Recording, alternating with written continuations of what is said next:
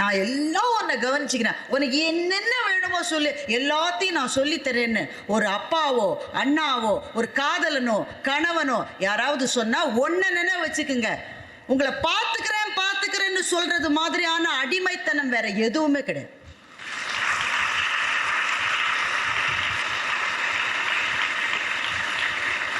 Protection is the worst form of slavery. சாதாரணமா அடிமைப்படுத்தி இருந்தா போராடணும் நமக்கு தோணும். அன்பால அடிமைப்படுத்துறது மாதிரியான கொடுமை எதுவுமே கிடையாது. அப்பதான் நீங்க எந்திரிக்கணும். யார் யார் வீட்டுல நீ எதுக்குமே போக வேணாண்டா கண்ணு, நானே எல்லாத்தையும் செய்யறேன்னு சொல்றாங்களோ அவங்க பாவம் அன்பால கூட சொல்லலாம். ஆனா நீங்க உஷாரா இருங்க. அப்ப நீங்க இல்ல இது என் வேலை, நான் செய்யறேன், நீங்க யாரும் தலையிடாதீங்கன்னு நீங்க சொன்னாதான் நாளைக்கு நீங்க இந்த உலகத்துல ஏமாளியாகாம இருப்பீங்க. நம்முடைய தோல்விகளை ஒரு மேடையிலையோ ஒரு பொது இடத்துலையோ எழுந்து நின்று சொல்லுவதற்கு நீங்க ஏற்கனவே வெற்றியாளர்களா இருந்திருக்கணும். அப்பதான் அதை கூட பேச முடியும். அதுதான் இந்த உலகம். சக்சஸுக்கு ரொம்ப தேவை. இன்றைய உலகத்தில் ரொம்ப ஒழுக்கம் அதெல்லாம் ரொம்ப தேவை. அது எல்லாத்தையும் விட தேவை துட்டு, காசு, பணம், மணி, துட்டு. அதுதான் ரொம்ப தேவை. இதை ஏன் நான் இவ்வளவு இன்சிஸ்ட் பண்ணி சொல்றேன்னாக்க, இதை நான் சொல்லல, வள்ளுவரே இதை தான் சொல்லியிருக்காரு. செய்க பொருளை என்று வள்ளுவர் சொல்லியிருக்கார். வள்ளுவர் ஒரு துறவி. அவர் போய் பணத்தை பத்தி இவ்வளவு பெருசா பேசியிருக்காருன்னா அவர் தான் பேசணும். செய்க பொருளை செருணர் செருக்கு அறுக்கும் எஃகு அதனில் கூறியது இல் என்று சொன்னார். So success is everything in this world. எது சக்சஸ்? +2 ஸ்டூடெண்ட்ஸுக்கு நீங்க ஒரு மோட்டிவேஷன். முதல் நாள் இந்த மாதிரி பெரிய கூட்டம், ஒரு 1000-1500 ஸ்டூடெண்ட்ஸ் இருக்காங்க. அடுத்த நாள் அதே நேரம் போறேன் and I was expecting another 1000 students. இதே மாதிரி முதல் நாள் மாதிரி போய் பார்த்தா ஒரு 20-25 பசங்க தான் இருக்கு. நாங்கப்பா இது நேத்திக்கு 1500 பேரை கூட்டிட்டு வந்தீங்க, இன்னைக்கு வெறும் 25 பசங்கள்கிட்ட பேச சொல்றீங்க. இல்லை, இந்த பசங்களாம் கொஞ்சம் ஒரு டிஃப்ரெண்டான பேக்ரவுண்ட்லேருந்து வந்தவங்க. டிஃப்ரெண்டான பேக்ரவுண்டுன்னா இந்த சிறார் கூர்நோக்கு பள்ளியிலேருந்து வந்தோம். அப்படின்னா என்னன்னு உங்களுக்கு அநேகமாக தெரியாது. யாருக்கா தெரியுமா? ஒருத்தருக்கும் தெரியாது. குற்றம் செய்த சின்ன பிள்ளைங்க இருக்காங்கல்ல, 18 வயசுக்கு கீழே குற்றம் செய்தவர்களை சிறைக்கு அனுப்ப மாட்டாங்க. ஏன் சிறைக்கு அனுப்ப மாட்டாங்கன்னு உங்களுக்கு தெரியும். அவங்களுக்குன்னு தனி பள்ளி இருக்கு. நம்ம இப்போ முதலமைச்சர் கூட அந்த மாதிரி ஒரு படத்தில் நடிச்சிருக்காரு.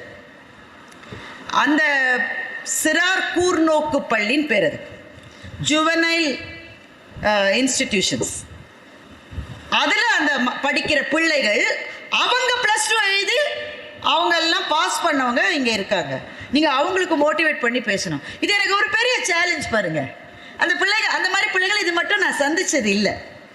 ஸோ எனக்கு கொஞ்சம் டென்ஷன் ஆகுது, என்ன பேசுவது இந்த பிள்ளைங்கள்ட்ட. வாழ்க்கையில் என்னென்ன கஷ்டத்துக்கு நடுவுலையோ வந்திருக்கு. ஸோ நான் என்ன பண்ணேன், சரி ஓகே, நான் ஏதாவது ஒரு ஸ்டூடெண்ட்டை கொஞ்சம் பேசி பார்க்கட்டா. ஒருத்தட்ட பேசினா நமக்கு ஒரு ஐடியா கிடைக்கும்ல. சரி, முதல் ரோல்லையே ஒரு பையன் உட்காந்துருந்தான். அம்மா தனியாக அந்த பையன் தான் இருந்தான். பாக்கியெல்லாம் ஒன்றா உட்காந்து இவன் தனியாக உட்காந்துருந்தான்.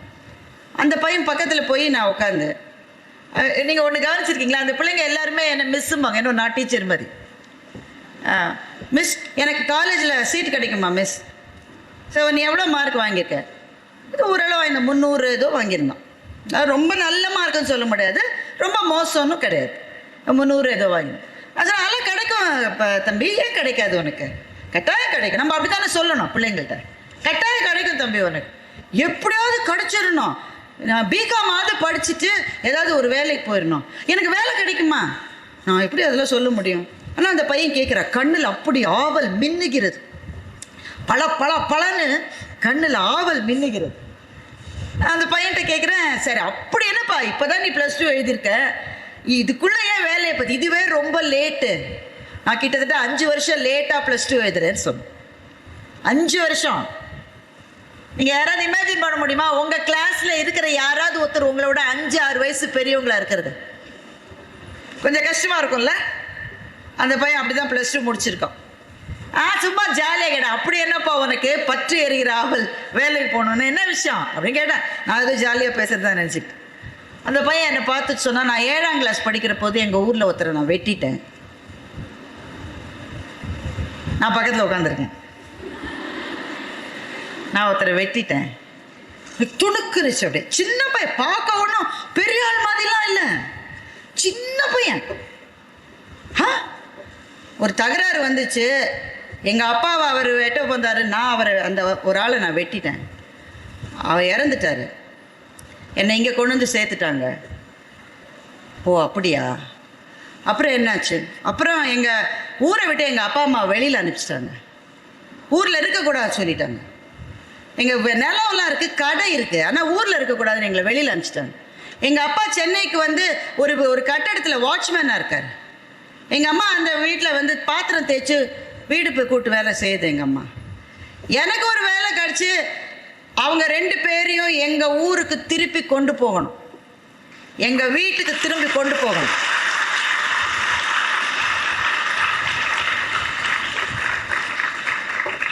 அன்னைக்கு நான் மோட்டிவேட் பண்ணல, நான் மோட்டிவேட் ஆனேன். அன்னைக்கு I didn't give a motivation speech, but I was motivated that day.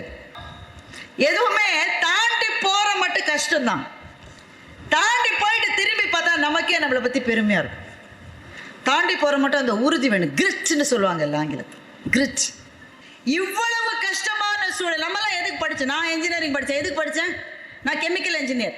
என்ன எங்கள் அம்மா படிச்சிருந்தாங்க எங்கள் வீட்டில், அதனால நான் படிக்கிறதுக்கு எந்த தடையும் கிடையாது. உங்கள் எல்லாருக்கும் இது புரியும். உங்கள் அம்மா படிச்சிருந்தா உங்கள் வீட்டில் அதுக்கு பிறகு எல்லா பெண் குழந்தைகளும் படிக்கும். ஆனால் உங்கள் வீட்டிலலாம் முதல்ல படிக்கணும்னு ஒரு பெண் வந்தால, அது யாரு? நீங்களா கூட இருக்கலாம், உங்கள் அம்மாவா இருக்கலாம், உங்கள் அத்தை, சித்தி, யாராவது உங்கள் வீட்டில் இருப்பாங்கல்ல. அவங்க என்ன கஷ்டப்பட்டாங்கன்னு என்னைக்காவது கேட்டிருக்கீங்களா? படிக்க கூடாதுன்றதுக்கு அந்த செல்வி மாதிரி தான் 1000 காரணம் சொல்லிருப்பான். படிச்சு நீ என்ன செய்ய? இதை விட முக்கியம், இதை கண்டிப்பா சொன்னா கூட நமக்கு போராடணும்னு தோணும். ஆனா அன்பா சொல்லுவாங்க பாருங்க, அப்பதான் மாட்டோம். சும்மா வீட்டில் இன்னும் சோறு ஊட்டிகிட்டே இருப்பாங்க சில பேருக்கு, எனக்கு தெரியும். நேற்று இங்கே தான் வரும்போது சங்கீதாவில் சாப்பிட்டோம். நானும் என் ஹஸ்பண்ட் வந்திருந்தோம், 2 பேரும் சாப்பிட்டோம். 2 பொம்பளை பிள்ளை வந்து ஃபோட்டோ எடுத்து கட்டாயம் ஏதோ காலேஜில் படிக்குது, ஒருவேளை இந்த காலேஜில் படிக்குது எனக்கு. 2 பொம்பளை பிள்ளை, ஒரு அந்த நடுவில் ஒரு அம்மா. அது சொல்லுது, இது நல்லாவே இல்லைங்குது. நான் கொடுக்குறேன்டா கண்ணு, இந்த அம்மா ஊட்டுது. காலேஜ் படிக்கிற பிள்ளைய தான் இருக்கும்.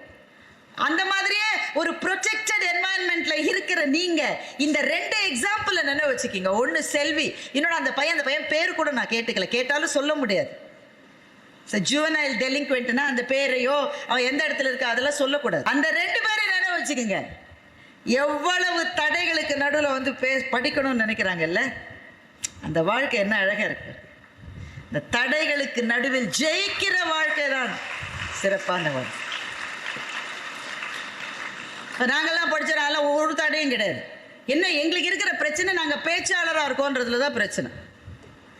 இது ஒரு பிரச்சனையா? இங்கே வரும்போது எவ்வளோ பேர் எல்லாரும் நின்று வெயிலில் நின்று கை தட்டினாங்க. என் கல்யாணத்துக்கு கூட யாரும் இந்த மாதிரி சல்யூட் அடிச்சு பேண்டெல்லாம் வச்சல. பேண்ட் இல்லை, இவ்வளவு வரவேற்பு என் கல்யாணத்துக்கு கூட வச்சதில்லை. பேச்சாளராக இருக்கிறதுல சில பிரச்சனை. என்ன, இங்கே வரும்போது ஒருத்தர் என்கிட்ட வந்தார். டிவியில் வருவீங்க தானே, அதில் பேசுவீங்கல்ல, எல்லாரும் தான் பேசுகிறேன், நான் மட்டுமா பேசுகிறேன்? அதில் பேசுவீங்க தானே? ஆமாம் சார். நான் பார்ப்பேன். Okay sir. படம் எடுக்கணும், சரி எடுங்க. அவர் ஒரு ஃபோன் அவருக்கு பாவம் செல்ஃபி எடுக்க தெரியல. அதெல்லாம் பிரச்சனை இல்லை, பிரச்சனை இனிமேல் தான் வருது. செல்ஃபி எடுக்க சில பேர் செல்ஃபி உங்களுக்கெல்லாம் நல்லா எடுக்க வருது, எங்களுக்கு தான் எடுக்க வருது. அழகழகாக எடுக்கிறீங்க. இந்த ஆள் எடுக்கிறாரு, இப்படி வச்சு எடுக்கிறார். நம்ம எவ்வளோ பயங்கரமாக இருப்போம்னு மாத்திரம் யோசிச்சு பாருங்க. நான் சொன்னேன், ஐயா இவ்வளவு பக்கத்தில் வச்சு எடுக்கக்கூடாது, தள்ளி வச்சு எடுங்க. இதெல்லாம் நல்லா தான் இருக்கு. ரொம்ப நேரம் எடுத்தாருங்க, படமே வரல. அப்புறம் படம் எடுக்கிற நேரத்தில் அவரோட ஃபோனில் மெமரி காலியாக போச்சு. அதுக்கப்புறம் எதையோ அழிச்சாரு, எதையோ சேர்த்தாரு. நான் இங்கே ஐயோ என்னடா இது, ஒரு வழியாக படம் எடுத்துட்டாரா, அப்பா முடிஞ்சதுன்னா ஒரு கேள்வி கேட்டாரு பாருங்க, உங்கள் பேர் என்ன? இந்த நேரத்தில் குப்பு குப்பு குப்பு குப்புன்னு கோவம் வரும். ஆனால் ஒரு பேச்சாளரை நாங்கள் என்ன கற்றுக்குறோன்னா, எவ்வளவு டென்ஸாக இருந்தாலும் அந்த நேரத்தில் பதிலும் சொல்லணும், நம்ம பதில் அவங்களுக்கு உரைக்கணும், ஆனால் சிரிச்ச மாதிரியே சொல்லணும். பேர் என்ன? 2 தடவை கேட்டார். நான் சொன்னேன், என் பேரா உங்களுக்கு தெரியாதா? தெரியாது, அதான் கேட்டேன். அப்போ ஏன் படம் எடுத்தேன்னு தான் நான் கேட்டிருக்கணும், ஆனால் அதை கேட்கல. என் பேர் வேணுமா? என் பேர் ஜோசப் விஜய். அதுக்கப்புறம் அவர் பேர் கேட்பாருன்னு நினைக்கிறீங்க? கீழே விழாமலாம் யாருமே இருக்க மாட்டோம். நான் இன்ஜினியரிங் கல்லூரியில் ஏன் சேர்ந்தேன்னு சொல்ல வந்தேன் உங்களுக்கு இல்லையா? கெமிக்கல் இன்ஜினியர்னா நான் ஏன் இன்ஜினியரிங் படித்தேன்? ஏன்னா பிறந்ததுலேருந்து சரஸ்வதி என்கிட்ட நீ கெமிக்கல் இன்ஜினியர் ஆகிறதுக்காகத்தான். அதெல்லாம் ஒன்றுமே கிடையாது. ஏன் இன்ஜினியரிங் அப்ளை பண்ணேன்? பக்கத்தில் கீதா அப்ளை பண்ணா, இந்த பக்கத்தில் சுதா அப்ளை பண்ணா, நானும் அப்ளை பண்ணேன். +2க்கு அப்புறம் என்ன செய்வதுன்னு ஒரு கனவு கூட இல்லாத வீணா போற போன தலைமுறை எங்க தலைமுறை. We had no dreams. Why? Because we didn't know how to dream. எங்களுக்கு எதுவுமே தெரியாது. எங்களுக்கு தெரிஞ்ச ஒரே விஷயம், எங்க சித்தப்பா பையன் என்ன செஞ்சான், பெரியம்மா பொண்ணு என்ன படிச்சா, பக்கத்து வீட்டு ரமேஷ் என்ன படிச்சான், எதிர் வீட்டு வளர்மதி, இவ்வளவுதான் எங்களோட மொத்த டேட்டாவே இவ்வளவுதான். Our entire database was made of about 10 records. That's it. எதிர் வீட்டுக்காரன், பக்கத்து வீட்டுக்காரன், சித்தப்பா யாரை ரெக்கமெண்ட் பண்ணாரு, மொத்த டேட்டாவே அவ்வளவுதான். அதனால ரெண்டு பக்கத்துல இருக்கிறவங்களும் அண்ணா யூனிவர்சிட்டிக்கு அப்ளை பண்ணாங்க, நானும் அப்ளை பண்ணேன். அப்புறம் ஏன் கெமிக்கல் இன்ஜினியரிங் படித்தேன், அதுதான் கிடைச்சி தான் அது படித்தேன். நானும் கூட தான் கம்ப்யூட்டர் இன்ஜினியர் ஆகிருக்கலாம், கிடைக்கல. நான் ஸ்கூல்லலாம் ஓரளவு நல்ல மார்க் வாங்குற ஸ்டூடெண்ட், ஓரளவு நல்லா தான் வாங்கிட்டு இருந்தேன். ஸோ அப்படி தான் இன்ஜினியரிங்லாம் கிடைச்சிது. பட் ஃபஸ்ட் இயர் போன உடனே ரொம்ப கஷ்டமாக இருந்தது. முக்கியமான காரணம் எல்லாத்தையும் இங்கிலீஷ்லேயே பெரும்பாலும் சொல்லி கொடுத்தாங்க. நான் இங்கிலீஷ் மீடியமில் தான் படித்தேன், நிறைய தமிழ் மீடியம், கடைசி 2 வருஷம் இங்கிலீஷ் மீடியமில் படித்தேன். ஆனால் எங்கள் ஸ்கூல்லலாம் எல்லாத்தையும் இங்கிலீஷை கூட தமிழில் தான் சொல்லி தரும். எங்கள் இங்கிலீஷ் டீச்சர் டேஃபடில்ஸ்னு அப்போ ஒரு போயம் இருக்கும், டேஃபடில்ஸ்னால் என்னன்னு தெரியுமாடி, அப்படி தான் பாடமே நடத்துவாங்க. ஸோ இந்த இங்கிலீஷை வச்சு இன்ஜினியரிங் காலேஜ் போனால் அங்கே இன்னொன்று பெரிய பெரிய அப்பாட்டக்க ஸ்கூல்லேருந்துலாம் வந்துருக்கு, சர்ச் பார்க்லேருந்துலாம் வந்துருக்கு. லெக்சரர்ஸும் எல்லாம் ஆங்கிலத்திலே பெருசாக சொல்கிறாங்க. ரொம்ப ஸ்ட்ரகிளாக இருந்தது. ஒரு பேப்பரில் நான் ஃபெயில் ஆகிட்டேன், இன்ஜினியரிங் ட்ராயிங்னு ஒரு பேப்பரில் நான் ஃபெயில் ஆகிட்டேன். என் வாழ்க்கையில் அது மட்டும் எந்த பரீட்சையிலையும் ஃபெயில் ஆனது இல்லையா, அதனால் ரொம்ப பயங்கர ஒரு சோகம் என்னை வந்து தாக்கிட்ட மாதிரி இருந்தது. அப்போ என்ன பண்ணுவாங்க, லெட்டர் அனுப்புவாங்க வீட்டுக்கு. மொத்தம் 8 பேப்பர் எங்களுக்கு ஒரு செமஸ்டரில். அதோட ரிசல்ட் என்னென்னு வீட்டுக்கு போஸ்ட் கார்டு அனுப்புவாங்க. நான் ரொம்ப புத்திசாலின்னு நினச்சிக்கிட்டு ஒரு காரியம் பண்ணேன். எங்கள் காலேஜ் ஆஃபீஸ்க்கு போய் அங்கே ஒருத்தர் இருந்தார். அவர்கிட்ட, சார் எங்கள் வீட்டுக்கு லெட்டர் அனுப்பாதீங்கன்னு. ஏன்னா நாங்கள் வீடு அட்ரஸ் மாற்றிட்டோம், இப்போ புது அட்ரஸை எழுதி கொடுக்கணும். கண்ணா பின்னு ஏதோ ஒரு அட்ரஸ் எழுதி கொடுத்துட்டேன். எழுதி கொடுத்துட்டு எனக்கு ஒரே சந்தோஷம், வீட்டுக்கு லெட்டர் வராது. அப்புறம் தான் தெரியும் அவர் எங்கள் அப்பாவுக்கு ஃப்ரெண்டாம். ஃபோன் பண்ணி சொல்லிட்டார், எங்கள் அப்பா அவருடைய வேலை செய்கிற இடத்துக்கு ஃபோன் பண்ணி சொல்லிட்டார். இது வந்து தமிழன் புறமுதுகிட்டு ஓடியதற்கு அடுத்த அப்படியான அவமானம் இந்த அவமானம் தான். கிளாஸில் யாரெல்லாம் நிறைய பேர் அரியர் வாங்கியிருப்பான், ஆனால் எல்லோரும் கமுக்கமாகவே இருப்பான். நமக்கு யார் முகத்தை பார்த்தாலும் இவெல்லாம் கூட பாஸ் ஆகிட்டோம், நாம தான் ஃபெயில் ஆகிட்டோன்னு தெரியும். ரொம்ப அவமானமாக அது. இந்த பூமி பிளந்து உள்ளே போயிடலாமா, தற்கொலை செஞ்சுக்கலாமா, என்னெல்லாமோ எண்ணம். அப்புறம் அடுத்த செமஸ்டரில் எப்படியே பாஸ் பண்ணிட்டேன்னு வைங்க. இவ்வளவு நீளமாக இதை நான் ஏன் சொல்கிறேன் தெரியுமா, இந்த கதையை ஏன் சொல்கிறேன் தெரியுமா, ஏன் இவ்வளவு நீளமாக? நான் இப்போ இன்ஜினியரிங் ஃபஸ்ட் இயர் படித்து எவ்வளோ காலம் ஆகுது. இப்போ என்னுடைய மகள்களே கல்லூரி படிப்பு முடித்து வேலைக்கு போயிட்டாங்க. இவ்வளோ காலம் முன்னாடி நடந்த ஒரு விஷயத்த இவ்வளவு ஜாலியாக அவங்கக்கிட்ட சொல்கிறேன்னு எதுனால? இப்போ தான் அதை சொல்ல முடியும். ஒரு தோல்வியை பகிர்ந்து கொள்ளுவதற்கு கூட நீங்கள் வாழ்க்கையில் வெற்றியாளர்களாக இருக்க வேண்டியிருக்கிறது.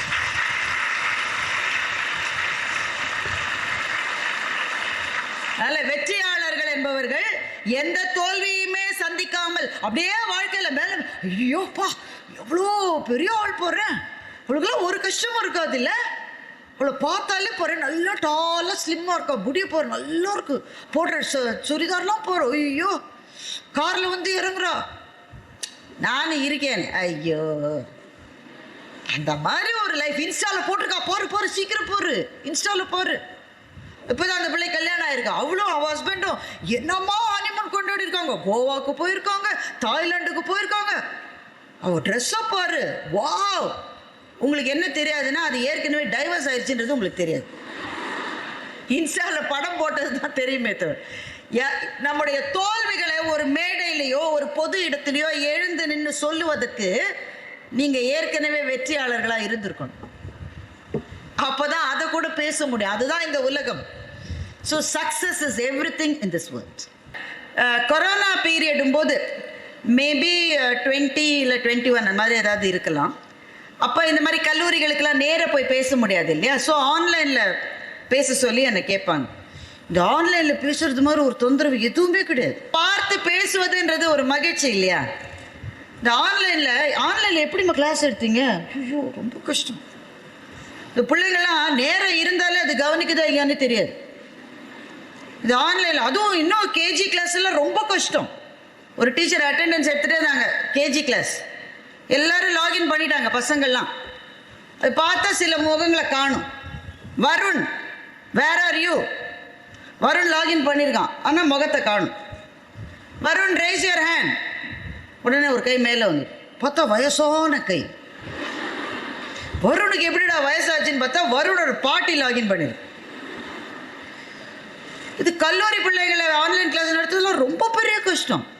இல்லை, நிறைய ஆசிரியர்களுக்கு நாம் பயிற்சியும் கொடுக்கல. ஆன்லைன் கிளாஸ்லாம் எப்படி நடத்தணும்னு கொரோனா வந்தப்போ ஆசிரியர்களுக்கு பயிற்சியும் நாம் கொடுக்கல. அப்படி தானே? உங்களுக்கு பயிற்சியே வேணாம், இருக்கோ இல்லையோ நீங்கள் எல்லாத்துலேயும் புகுந்து வெளில சக்ஸஸ்ஃபுல்லாக வந்துடுவீங்க. டீச்சர்ஸுக்கு அவங்க வந்த உடனே எல்லா பிள்ளைகளையும் பார்த்துட்டு உடனே போர்டுக்கு போய் எழுதி பாடம் நடத்தியே பழகிட்டாங்க. அதில் ஒவ்வொரு டீச்சருக்கு வந்து மியூட்டில் எப்படி போடுறதுன்னு தெரியும். உடனே யாரை கூப்பிடுவாங்கன்னு நினைக்கிறீங்க? யாரை? மகனையோ அல்லது மகளையோ தான் கூப்பிடணும். வந்து மியூட்டில் போட்டு கொடுடா. சிலது மியூட்டில் போடவும் தெரியாது, அதோடையே இருக்கும். நான் இங்கே பேசணும். சில பேர் கேமராவை எங்கே வைத்ததுன்னு தெரியாது, பார்த்தா ஃபேன் சுற்றிக்கிட்டே இருக்கிறது கேமராவில் தெரியும். இந்த தொல்லைகளுக்கு நடுவில் நான் ஆன்லைன் மீட்டிங்கே வரமாட்டேன்னு சொன்னேன். பட் ரொம்ப மதுரையில் ஒரு கல்லூரி பேர் தேவையில்லை, என்னை கூப்பிட்டாங்க. நான் போய் பேசினேன். அப்போ பேசிட்டு ஏதாவது கொஸ்டின்ஸ் இருந்தால் கேளுங்கன்னு சொன்னேன். ஏன்னா கொஞ்சமாவது இன்ட்ராக்டிவாக இருந்தால் தானே அவங்க கவனிக்கிறாங்களா இல்லையா நமக்கு தெரியும். அதனால் ஏதாவது கொஸ்டின்ஸ் ஏதாவது கேளுங்கன்னா நீங்களாம் என்ன பண்ணுவீங்க? நான் ஸ்டூடெண்ட்டாக இருக்கிறப்போ என்ன பண்ணணும் அதே தான் நீங்களும் பண்ணுவீங்க. நமக்கு முன்னாடி இருக்கிற பிள்ளையோட முகத்தோடு நம்ம முகத்தை ஸ்ட்ரெயிட்டாக வச்சுருவோம். அப்போ தான் தெரியாது நம்ம இருக்கோன்றது தெரியாது, இருக்காத மாதிரியே இருந்துட்டு போயிடணும். அதுதான் நமக்கு கல்லூரி வாழ்க்கையில் ஒரே நோக்கம். அதனால் யாரும் எதுவும் கேட்கல. நேருக்கு நேர் கேட்டாலே ஒரு கேள்வியும் கேட்காது. ஆன்லைனில் கேள்வி கேட்கல, எல்லாம் சைலண்ட்டாக இருந்தது. ஒரே ஒரு பொண்ணு மட்டும் அந்த மெசேஜ் அனுப்பிச்சாங்க, ஜூம் மீட்டிங் அது. So she sent a Zoom message. ஒரு கேள்வி கேட்கலாமா? ஆங்கிலம்லாம் அவ்வளோ சரியான ஆங்கிலம் சொல்ல முடியாது, ஆனால் மெசேஜ் அனுப்பிச்சான். அவள் தைரியத்தை நான் ரொம்ப அப்ரிஷியேட் பண்ணி, கேளுமான கேள்வியெலாம் இல்லை, ஒரு விஷயம் சொல்லணும்னு. சரி சொல்லுமா. நீங்கள் இப்போ பேசுகிறப்போ சொன்னீங்க, எதையுமே தொடங்குவது பெரிதல்ல, தொடங்கியதை முடிப்பது தான் ரொம்ப பெருசுன்னு நீங்கள் இப்போ சொன்னீங்க. அப்படி அன்றைக்கி பேசியிருந்தேன் அந்த மீட்டிங்கில். ஆமாம் சொன்னேன், அது எனக்கு ரொம்ப உதவியாக இருக்குது. சரி, எப்படி உதவியாக இருக்குது? அந்த பொண்ணு சொன்னா, அவள் பேர் செல்வி. அந்த பெண்ணு மதுரையை சுற்றி இருக்கிற ஒரு கிராமத்திலிருந்து படிக்கிற பிள்ளை. அவங்க அம்மாவுக்கு ஒரே பிடிவாதம், இந்த பிள்ளையை எப்படியாவது கல்லூரியில் படித்து பட்டதாரி ஆக்கினோன்னு. அவளுக்கு ஒன்றும் பெருசாக தோணலைன்னா அவங்க அம்மா பயங்கர பிடிவாதம், படித்து ஆகணும். இதுக்கு நடுவில் கொரோனா வேறு வந்துருச்சா, வந்த உடனே கல்லூரிக்கு வரதே கிடையாது. வீட்டில் இருந்து எல்லா பிள்ளைகளுக்கும் வீட்டிலேருந்து லாகின் பண்ணுறதுக்கு ஃபோன் வசதியோ லேப்டாப்போ எல்லாருக்கும் இருக்குன்னு சொல்ல முடியாது எல்லா வீட்லேயும். அப்படியே இருந்தாலும் அந்த வீட்டில் 2-3 பிள்ளைங்க இருந்தால் அடித்தடியார், எது ஃபோனை படிக்கிறதுன்னு சொல்லிட்டு. இந்த பொண்ணு என்ன கஷ்டப்பட்டாலும் நீ கல்லூரி படிப்பை முடிச்சாடுன்னு அவங்க அம்மா சொன்னாங்க. ஆனால் இந்த அம்மாவை தவிர அந்த வீட்டில் இருக்கிற மற்றவங்க யார் இந்த பெண்ணுடைய அப்பா, அப்புறம் இந்த பெண்ணுடைய பாட்டி, தாத்தா, அப்புறம் சுற்றி சொந்தக்காரங்க ஏகத்துக்கு இருப்பாங்க. நமக்கு தொந்தரவு கொடுக்கணுன்னே கடவுள் அப்படி சில பேர் படிச்சிருப்பார். நீங்களே சிரிக்க மாட்டீங்களா உங்கள் காலேஜில்? அப்படி ஏதாவது ஊர் கட்டுப்பாடு இருக்காங்க. நல்லா ஜாலியாக ரிலாக்ஸ்டாக இருங்க. ஒன்றும் சீரியஸான விஷயம்லாம் எதுவுமே நான் பேச மாட்டேன். செல்வியுடைய சொந்தக்காரங்க எல்லாரும் சேர்ந்து என்ன ப்ரெஷர் கொடுக்குறாங்கன்னா, எப்படியாவது கல்யாணத்தை முடிச்சிருந்து. அவள் ஃபர்ஸ்ட் இயர் தான் படிச்சுட்டு இருந்தான். தொந்தரவு தாங்க முடியல, அவங்க அம்மாவாலையும் ஒரு கட்டத்துக்கு மேலே அதை தடுக்க முடியல. அதனால அது பாட்டு கொரோனா பாட்டுக்கு போயிட்டு இருக்கு, இவங்க பாட்டுக்கு கல்யாணத்தை முடிச்சிட்டாங்க. திருமணம் முடிந்த பிறகு கல்லூரி படிப்பை தொடருவது இன்னமும் அந்த பெண்ணுக்கு ரொம்ப கஷ்டமாயிருச்சு. ஏன்னா இப்போ நிறைய நல்ல மாமியார்கள்லாம் இருக்காங்க. பட் சில பேர் இனிமே படிச்சு என்ன, இவள்கிட்ட என்ன சொன்னாங்க, நீ கல்யாணம் பண்ணிடுமா, அதுக்கப்புறம் எவ்வளோ வேணும் அப்படித்தான் சொன்னாங்க. ஆனால் யதார்த்தம் அப்படி இல்லை. கல்யாணம் ஆயிடுச்சு, நீ என்ன வீட்டுக்காரருக்கு ஒரு சமையல் கூட பண்ணி கொடுக்காம அசைன்மெண்ட்னு பண்ணிட்டு இருக்க அப்படின்லாம் கேட்குறாங்க மாமியாரெல்லாம். இத்தனைக்கும் நடுவில் தான் அந்த பொண்ணு படித்து கிட்டத்தட்ட 3rd year வந்துட்டான். அப்போ தான் நான் இந்த மீட்டிங்கில் பேசுகிறேன். அதை கேட்டுட்டு அவள் சொன்னா, நான் இங்கே வருதாவே இல்லை, ஆன்லைன் செமினார் அட்டன் பண்ணாக்க இன்டர்னல்ஸில் மார்க் கிடைக்கும்னு யாரோ சொன்னாங்க, அதனால தான் நான் லாகின் பண்ணேன். இப்போ நீங்களாம் வந்திருக்கிறது அதுக்காக இல்லையா? எதுக்கு வந்திருக்கீங்க பின்ன? சரி, கொஞ்சம் இன்னும் ஜாலியாக இருங்க. ரொம்ப அமைதியாக இருந்தால் எனக்கே தனியில் பேசுகிற மாதிரி இருக்கு. நல்ல கை தட்டலாம்.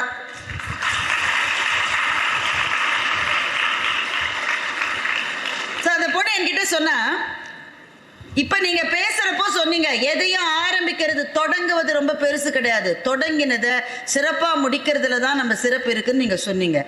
இப்ப எவ்வளவு கஷ்டம் வந்தாலும் சரி. அண்ட் ஐ திங்க் இந்த meanwhile she was also pregnant. அப்போ அந்த பொண்ணு 3rd இயர் படிச்சுட்டு இருக்கா, பட் ஷி வாஸ் பிரெக்னென்ட். எல்லா காரணமும் இருக்கு படிப்பை பாதியில கைவிடுறதுக்கு.